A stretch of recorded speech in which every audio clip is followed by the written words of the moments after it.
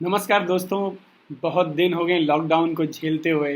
अभी पता नहीं कितना वक्त और है। और वक्त को मैं नंबर्स में इसलिए नहीं बता रहा हूँ क्योंकि फिर डर लगेगा कि पता नहीं कितने दिन और मुझे एक चीज़ बैठे बैठे ख्याल आई तो मुझे लगा कि मुझे आप लोगों के साथ शेयर करनी चाहिए कि कोविड-19 से पहले डर लगता था, पर अब नहीं लगता है क्योंकि अब मुझे इसी के साथ रहना है। मुझे ये समझ में आ रहा है और आप सबको भी ये लग रहा होगा कि ये बीमारी 1-2 साल तक तो कहीं जाने वाली नहीं है। तो अब जिसके साथ रहना है तो उसके साथ कैसे रहना है। जैसे कई बार हमारे अलग अलग तरह के दोस्त होते हैं। कुछ तो बड़ी सहजता से मान जाते हैं आपकी बात, कुछ को मक्खन लगाना पड़ता है। तो ये वही दोस्त है आपका।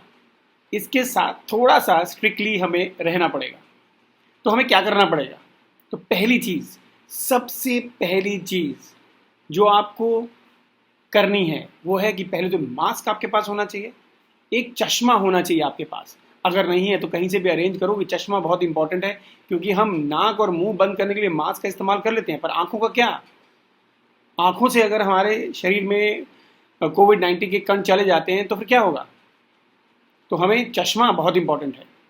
तो हमारे पास चश्मा, हमारे पास फेस मास्क और हमारे पास हाथों को साफ करने के लिए एक सोल्यूशन जरूर होना चाहिए।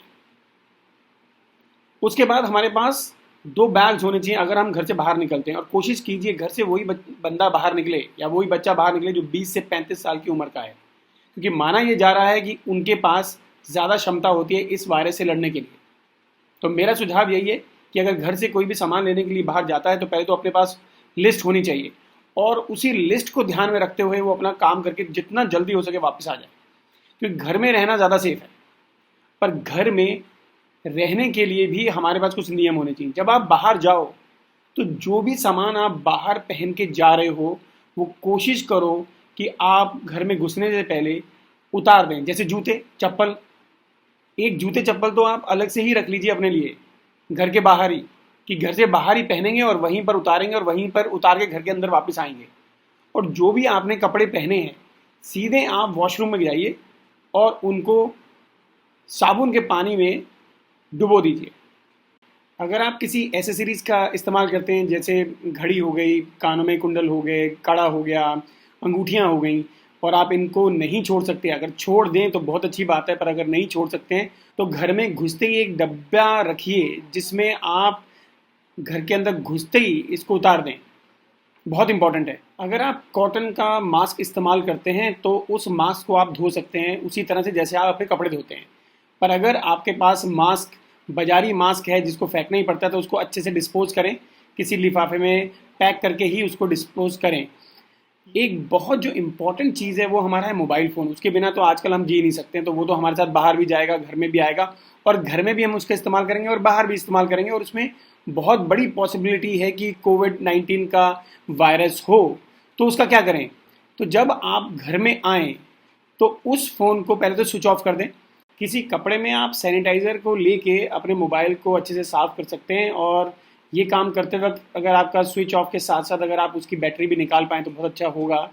अगर आपके पास सैनिटाइज़र नहीं है तो गाढ़ा साबुन का पानी लेके भी आप उसकी सफाई कर सकते हैं, क्योंकि अगर आपने ऐसा नहीं किया तो बहुत बड़ी पॉसिबिलिटी है कि आप कोविड को अपने घर ले आएंगे और आपको प्रॉब्लम हो सकती है। एक बारी में 1 हफ्ते का सामान ज़रूर लेकर आएँ। सब्जियों को बेकिंग सोडा में 10 से 15 मिनट के लिए भिगो के रखें, जिससे वो डी इन्फेक्ट हो जाएगा, और उसको सादे पानी से साफ़ करके आप उसके बाद इस्तेमाल कर सकते हैं। जो सामान पैकेटों में आता है उसको भी आप साबुन के पानी से या साबुन के पानी का जो घोल होता है उससे आप अच्छे से साफ़ करके अपने रसोई में ले जा सकते हैं। और ये काम भी 20 से 35 साल की उम्र के लोग करें तो ज़्यादा बेहतर होगा पूरे परिवार के लिए।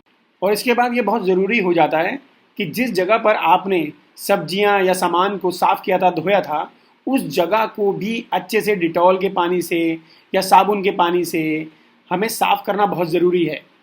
और उसके बाद अपने हाथों को, जिन हाथों से आपने वो सारी चीज़ें साफ़ करी हैं, अपने हाथों को भी बहुत अच्छे से साफ़ करना फिर से बहुत ज़रूरी हो जाता है। कुछ ज़रूरी बातें जो आपको इस दोस्त के साथ डील करने में आपकी मदद करेगी।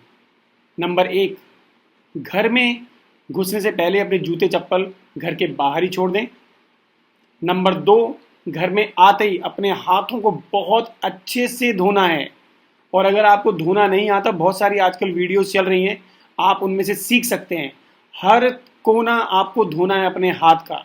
नंबर 3, बेकार में बाहर घूमने ना जाएं। बहुत इंपॉर्टेंट है। जब भी बाहर जाएं, चश्मा, मास्क और सैनिटाइज़र आपके साथ होना ही चाहिए। जैसा कि सब डॉक्टर्स बता रहे हैं कि ये सबसे पहले अपना घर आपके गले में बनाता है, तो उसके लिए कुछ उपचार भी हैं।